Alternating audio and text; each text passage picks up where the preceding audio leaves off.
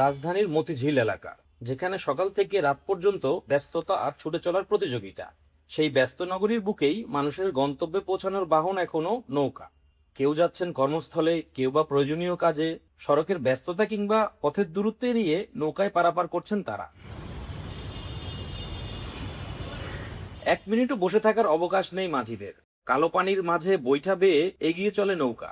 মানিকনগর, মুগদাপাড়া, গুপিবাগ, গোলাপবাগ ও দক্ষিণ কমলাপুরের শ্রমজীবী মানুষের মতিঝিলে যাতায়াতের পছন্দের রাস্তা হলো কমলাপুর গ্যারেজপট্টি হয়ে সংক্ষিপ্ত পথে নৌকা পাড়ি দিয়ে শাপলা চত্বরে পৌঁছানো। এতে সময়ও বাঁচে, সঙ্গে অর্থ।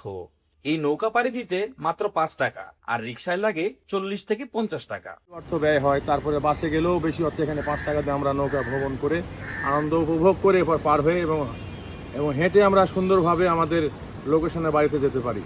কয়েক মিনিটের এই নৌযাত্রা অনেকের কাছে শুধু পারাপার নয়, সময় বাঁচানোরও উপায়। আমাদের ব্যাংকের এন্দা রাস্তাটা বন্ধ, এন্দা গেলে একটু তাড়াতাড়ি যাওয়া পড়ে, এই হিসাবে তাড়াতাড়ি যাই।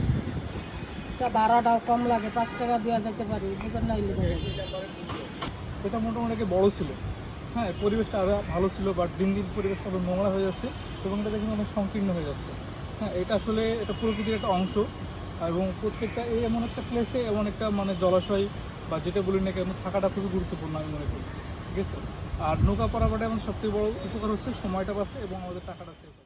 নগরীর ব্যস্ততার ভিড়ে নৌকা পারাপার হয়তো সময় বাঁচাচ্ছে, সহজ করছে মানুষের পথ চলা, কিন্তু প্রতিটি যাত্রার সঙ্গেই জড়িয়ে থাকে মানুষের জীবনের নিরাপত্তা। তাই প্রয়োজন নিয়মের কঠোর প্রয়োগ, ধারণ ক্ষমতা অনুযায়ী যাত্রী পরিবহন এবং যে কোনো জরুরি পরিস্থিতিতে তাৎক্ষণিক প্রস্তুতি। কারণ কয়েক মিনিটের একটি নৌযাত্রাও যেন কারো জীবনের জন্য ঝুঁকি না হয়ে দাঁড়ায়, সেটি এখন সবচেয়ে বড় প্রত্যাশা। মোহাম্মদ নাহিদ আলম, আনন্দবাজার।